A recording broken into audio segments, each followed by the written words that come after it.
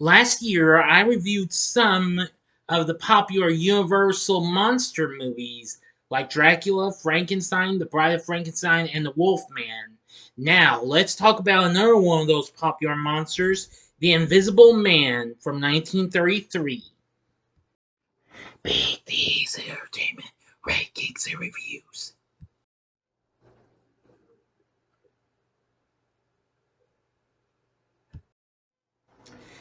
So, greetings, my fellow YouTubers, and welcome to Big D's Entertainment Rankings and Reviews. My name is Joel, better known to as the Big D, and this time around I bring to you a review of the 1933 sci-fi horror flick The Invisible Man, released by Universal, directed by James Whale, based on H.G. Wells' 1897 story of the same name, starring Claude Rains in the title role, along with Gloria Stuart and William Harrigan.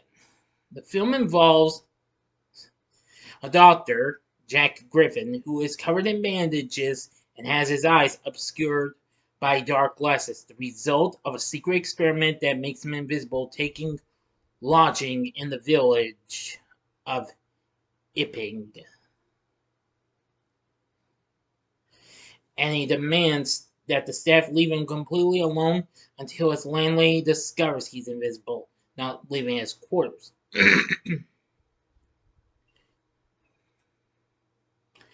And so he returns to the laboratory of his mentor, Dr. Cranley, where he reveals his secret to Dr. Kemp and former fiancée, Flora Cranley, who soon learned that Griffin's discovery has driven him insane, leading him to prove his superiority over other people by performing harmless pranks at first and eventually turning to murder. This film did pretty well and what have you. Well, this was to come out after Dracula was big, but they went with Frankenstein instead. Nevertheless, the film was a big success. So, let's begin our story. On a snowy night, a stranger, his face swathed in bandages and his eyes obscured by dark goggles, takes a room at the Lion's Head Inn in the English village of Ipping in Sussex. The man demands to be left alone. Later, the innkeeper, Mr. Hall, is sent by his wife to evict the stranger after he has made a huge mess in his room while doing research and has fallen behind on his rent. Angered, the stranger throws Mr. Hall down the stairs. Confronted by a policeman and some local civilians, he removes his bandages and goggles, revealing he's invisible. Laughing maniacally, he takes off his clothes, making himself completely undetectable, and drives off his tormentors before fleeing into the countryside. The stranger is Dr. Jack Griffin, a chemist who has discovered the secret of invisibility while conducting a series of tests involving an obscure drug called monocaine. Flora Cranley, Griffin's fiancée and the daughter of Griffin's employer, Dr. Cranley, becomes distraught over Griffin's long absence. Cranley and his other assistant, Dr. Kemp, search Griffin's empty laboratory, finding only a single note in a cupboard. Cranley becomes concerned when he reads it. The note has a list of chemicals, including monocaine, which Cranley knows is extremely dangerous. An injection of it drove a dog mad in Germany. Griffin, it seems, is unaware of this. Cranley deduces Griffin may have learned about monocaine in English books printed before the incident that describe only its bleaching power. On the evening of his escape from the inn, Griffin turns up at Kemp's home. He forces Kemp to become his visible partner in a plot to dominate the world through a reign of terror. Beginning with a few murders here and there, they drive back to the inn to retrieve his notebooks on the invisibility process. Sneaking inside, Griffin finds a police inquiry underway, conducted by an official who believes it is all a hoax. After securing his books, Griffin angrily attacks and kills the officer. Back home, Kemp calls Cranley asking for help, and then the police. Flora persuades her father to let her come along. In her presence, Griffin becomes more placid and calls her darling. When he realizes Kemp has betrayed him, His first reaction is to get Flora away from danger. After promising Kemp that at 10 o'clock the next night he will murder him, Griffin escapes and goes on a killing spree. He causes the derailment of a train, resulting in 100 deaths, and throws two volunteer searchers off a cliff. The police offer a reward for anyone who can think of a way to catch him. Feeling that Griffin will try to fulfill his promise, the chief detective in charge of the search uses Kemp as bait and devises various clever traps. At Kemp's insistence, the police disguise him in a police uniform and let him drive his car away from his house. Griffin, however, is hiding in the backseat of the car as surprises Kemp and tells that he was also following him all day while committing his crimes. He overpowers Kemp and ties him up in the front seat. Griffin then sends the car down a steep hill and over a cliff where it explodes on impact, killing Kemp. And now for the ending. As always, you know the procedure. You have 5 seconds to stop this video. Go to the description box below and fast forward to the time below to avoid any spoilers. If you've seen the movie already, please continue. Thank you, and here we go.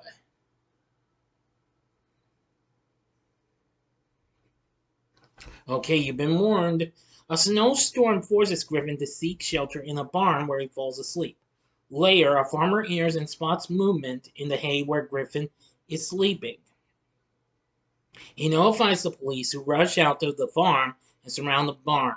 They set fire to the building, which forces Griffin to come out. Leaving visible footprints in the snow, the chief detective opens fire, mortally wounding Griffin. He is taken to the hospital where hours later a surgeon informs Dr. Cranley that Griffin is dying and asking to see Flora. On his deathbed, Griffin remorsefully admits to Flora, "I meddled in things that man must leave alone." And in the end, as he dies, his body quickly becomes visible again. End of story. So what did I think of The Invisible Man, the classic film? I must say it's really good. I did enjoy it. Let's see here. Yeah. Anyway, this was so big. This spun several sequels that were relatively unrelated to the film throughout the 1940s, plus a remake in 2020, which I am going to review this weekend. And it continued to receive praise on reevaluations by various critics, as well as being listed as one of their favorite genre films by filmmakers such as John Carpenter and Joe Dante. Really incredible. The film went on to make $328,000 during its run at the box office. So the story, which its screenplay was done by R.C. Sheriff, was really good. I have to give credit for that. And the score by Hans Rumheld was really good too. So anyway, I think that was all good. Now, let's see here. Trying to find this.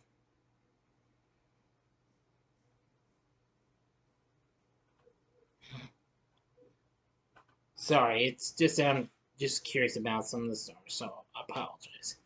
Anyway, our cast includes Claude Rains playing Dr. Jack Griffin, aka the title character. Playing Flora is Gloria Stuart. William Harrigan plays Dr. Kemp.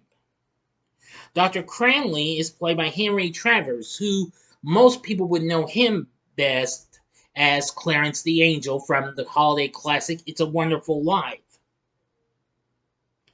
There are other actors in here, including Una O'Connor playing Jenny Hall, Forrester Harvey as Herbert Hall, Dudley Diggs as the Chief of Detectives, E. Clive as Police Constable Jaffers, Dwight Fry as a reporter, and Meryl Tottenham as Millie.